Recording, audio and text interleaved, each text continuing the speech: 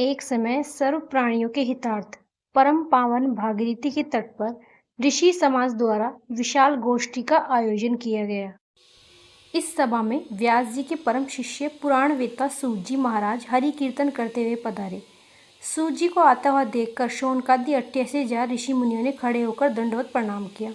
महाज्ञानी सूत जी ने भक्तिभाव से ऋषियों को हृदय से लगाया और आशीर्वाद दिया। विद्वान ऋषिगण और सब शिष्यों आसन पर विराजमान हुए। शौनकादि ऋषि ने पूछा, हे पूज्यवर, कृपया यह बताने का कष्ट करें कि मंगलप्रद कष्ट निवारक यह व्रत सबसे पहले किसने किया, क्या फल प्राप्त हुआ।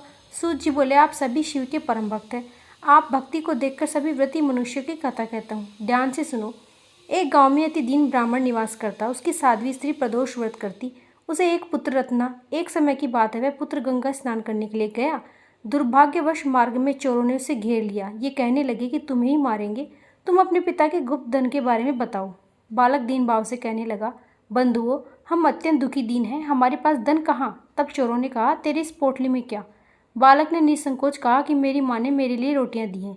यह सुनकर चोरों ने अपने साथियों से कहा, यह बहुत ही दीन दुखी है, अतः हम किसी और को लूटेंगे। इतना कहकर चोरों ने उस बालक को जाने दिया।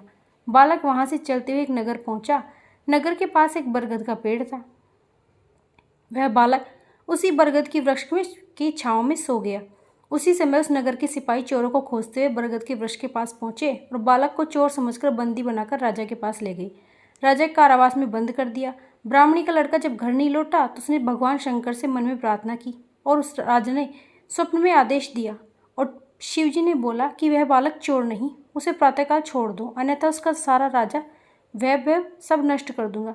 प्रातःकाल राजा ने शिवजी की आज्ञा अनुसार उस बालक को कारावास से मुक्त किया। बालक ने अपनी सारी कहानी राजा को सुनाई।